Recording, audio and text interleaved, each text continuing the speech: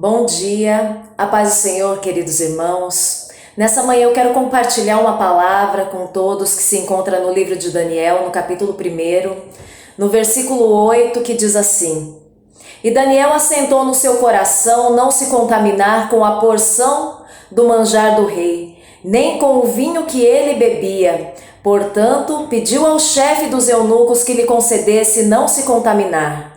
Ora, deu Deus a Daniel graça e misericórdia diante do chefe dos eunucos. Amém? Meus queridos, que palavra linda o Senhor tem para mim e para você nessa manhã. Nós estamos vivendo dias difíceis, onde o mundo tem oferecido muitas coisas para todos, para aqueles que são crentes e para aqueles que não são. E é uma tentação muito grande quando você não tem um caráter cristão firmado, amadurecido. Você pode cair em tentação de viver conforme esse mundo, porque ninguém quer ser diferente no meio de uma sociedade. É muito difícil você ser diferente.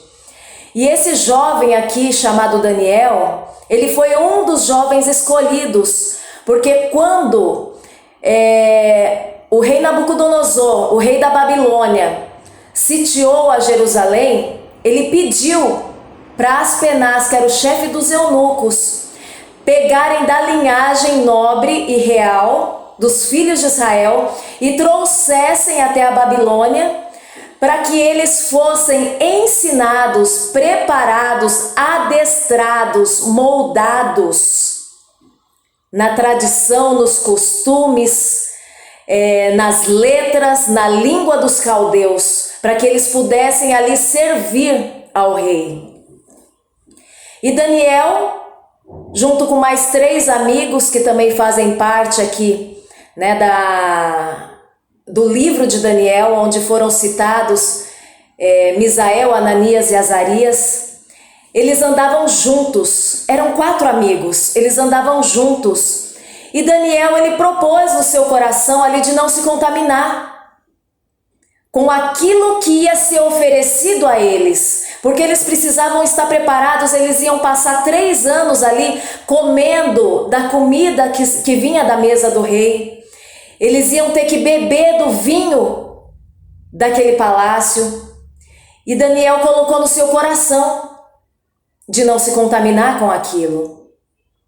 E a palavra do Senhor diz que o Senhor, ele deu graça, e teve misericórdia de Daniel e fez com que o chefe dos eunucos aceitasse dele não se contaminar.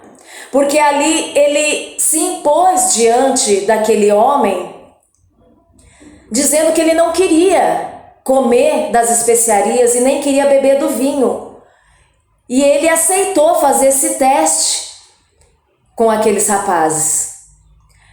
Porém, nós temos que entender o seguinte: isso foi uma decisão de Daniel de não se contaminar.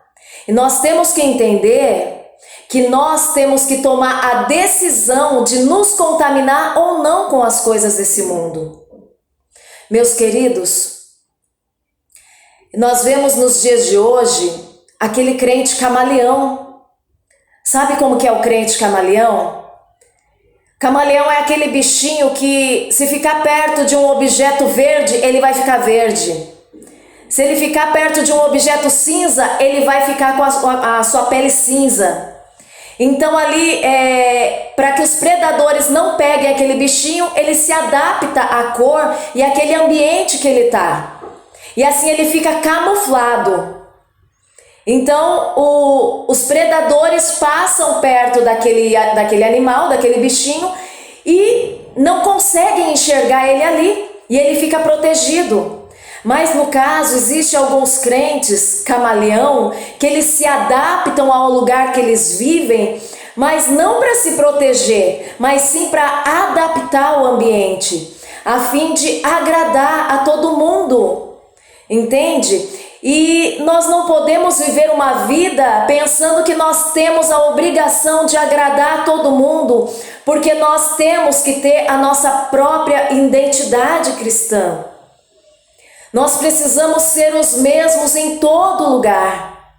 A palavra do Senhor diz que não tem como jorrar água doce e amarga da mesma fonte.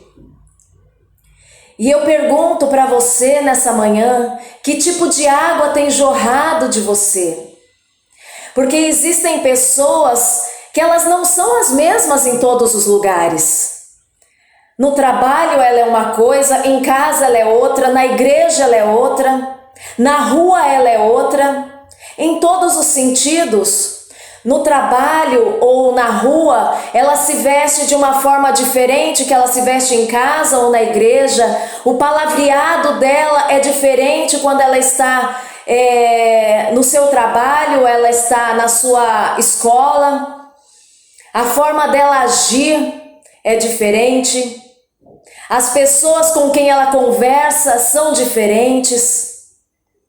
E eu vejo Daniel como um rapaz muito jovem, mas um rapaz que já tinha consciência de quem que ele era e quem é que ele servia. Ele não se vendia. O princípio que ele tinha dentro do seu coração, apesar dele ser muito jovem, não era negociável.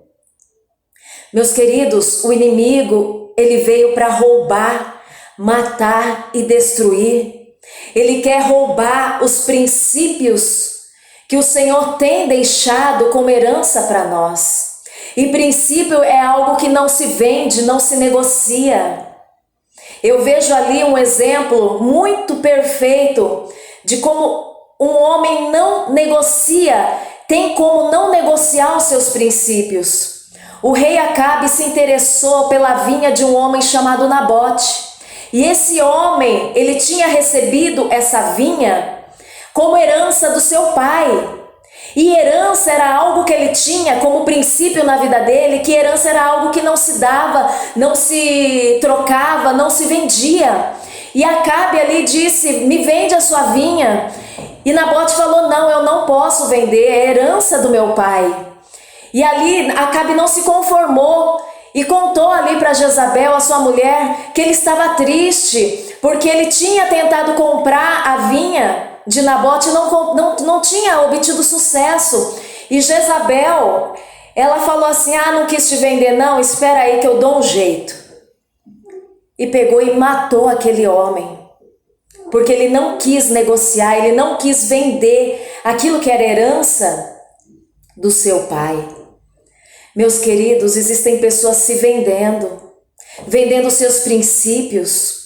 Isso daí é falta de maturidade, é falta de caráter. Nós precisamos nesses dias de hoje nos preparar, porque vai vir dias piores, vai vir dias difíceis. Porque quando surgir o anticristo, ninguém vai conseguir comprar, ninguém vai conseguir vender nada. Vai ser um tempo difícil que, se você não negar o nome de Jesus, você vai morrer. Ou você aceita o anticristo e os seus princípios, ou você fica firme com Jesus, independentemente se você for morto ou não. Se nós estamos nos vendendo hoje por coisas pequenas, imagina quando chegar no momento final, da decisão final, onde vai decidir para onde eu e você nós vamos. Entende? Eu vivi um tempo meio complicado, porque para quem me conhece, sabe que eu tenho um propósito com Deus há 15 anos e quem me vê sabe que eu não visto saias curtas, saias no joelho, eu só visto saias longas. E isso não é algo assim, um mérito meu, não é porque eu sou melhor que ninguém. De forma alguma, eu resolvi fazer esse propósito com Deus e cumpro ele. E muitas pessoas não entendem, entende? Eu também não tenho que dar explicações para ninguém, porque é algo meu com Deus. Mas eu vivi num tempo que era extremamente raro uma mulher vestir saia longa, vestido longo. Então, quando eu ia para a igreja, as irmãs estavam todas de saias normal e só eu de longo. Eu andava na rua, eu olhava todo mundo diferente de mim. E todo mundo na rua, naquela época, me olhava. Ficava olhando para mim e achava que eu era algo de outro mundo. E o inimigo vinha na minha mente e falava assim: você é esquisita, você é estranha, olha só como que você é diferente de todo mundo. E aquilo ali apertava o meu coração, falava: meu Deus, como é difícil.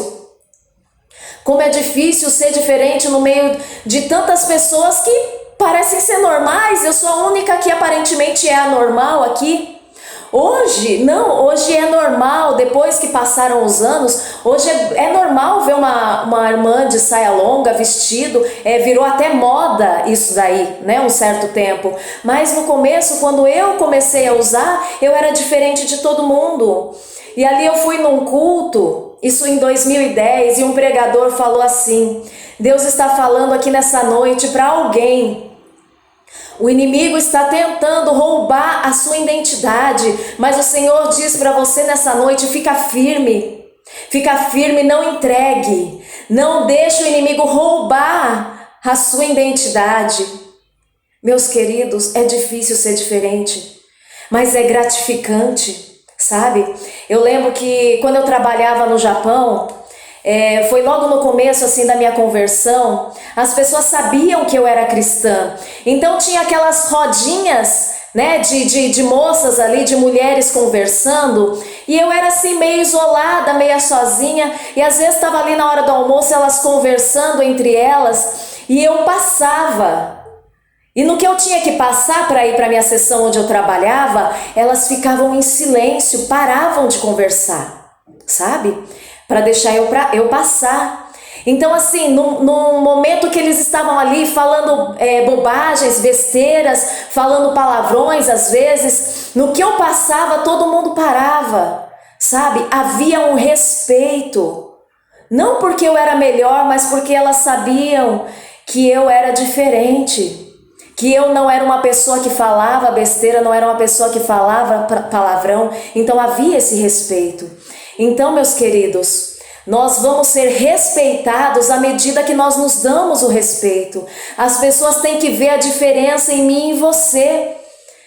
Se nós formos coniventes com erros, com formas de agir das pessoas que nos rodeiam, nós vamos nos tornar igual elas. Então nós estamos sendo influenciados ao invés de influenciar. E aquela palavra que diz que nós somos sal da terra e luz do mundo cai por terra na nossa vida. Nós não podemos nos deixar contaminar, influenciar pelas coisas desse mundo. Daniel, ele não se deixou influenciar. Ele estava ali longe de todos que ele conhecia. Ele estava ali longe de pais, de mães, de família, de amigos, de conhecidos, no meio de uma terra estranha. Ele poderia ali falar assim: agora ninguém está me vendo, eu posso ser o que eu quiser, eu posso agir da forma que eu quiser, eu posso comer o que eu quiser, eu posso me vestir da forma que eu quiser. Só que não, ele tinha o princípio dentro do seu coração, ele sabia e ele lembrava do Deus que a mãe e o pai dele tinham ensinado quem era o Deus de Israel e os princípios daquele Deus. Então ele decidiu não se contaminar, não ser igual a todo mundo e ser diferente. Então, meus queridos, vamos influenciar as pessoas, né? Vamos guardar aquilo que nós temos, aquilo que temos recebido do Senhor. Porque aqui em Apocalipse, no capítulo 3, no versículo 11, diz: eis que venho sem demora, guarda o que tens, para que ninguém tome a tua coroa. Amém? Não vai, meus queridos, vamos fazer a diferença em tudo. Eu já ouvi muitas mulheres postando ali, indignadas com mensagens que recebem no Messenger, por comentáriozinhos de homens no Messenger: oi linda, oi princesa, oi você é muito linda, sabe? Pessoas que curtem fotos. Meus queridos, isso daí é porque você não está tendo a sabedoria ao lidar com o seu Facebook, as redes sociais. Aquele que, se você não dá liberdade, se você não aceita qualquer um no seu Facebook, você não vai dar chance para alguém pegar e falar isso para você. Oi, linda, oi, princesa. Eu tenho o meu Facebook, algo assim muito selecionado. Eu não aceito qualquer pessoas que me mandam solicitação de amizade. Os meus amigos do Facebook são pessoas que eu conheço. Ou pessoas que eu sei que alguém que tem convívio comigo conhece essa pessoa. Ou que eu já ouvi falar sobre ela. Eu não aceito qualquer pessoa. Eu não posto qualquer coisa, qualquer foto no meu Facebook. Então assim, eu não dou lado para as pessoas terem esse tipo de liberdade comigo. Então é assim que nós devemos ser e agir. Nós precisamos mostrar para as pessoas quem que nós somos, que há um limite. Nós precisamos impor esse limite às pessoas. Amém? Então que nessa manhã você coloque esse versículo no seu coração. Guarda o que você tem, para que ninguém tome a sua coroa. O inimigo ele vai tentar de todas as formas roubar a sua essência, a sua identidade, os seus princípios, mas não se venda, não negocie a sua salvação. Amém? Eu deixo essa palavra para você nessa manhã com muito amor, com muito carinho. Receba da parte do Senhor. Receba com alegria, não com tristeza. Porque o Senhor ele está nos preparando para dias piores.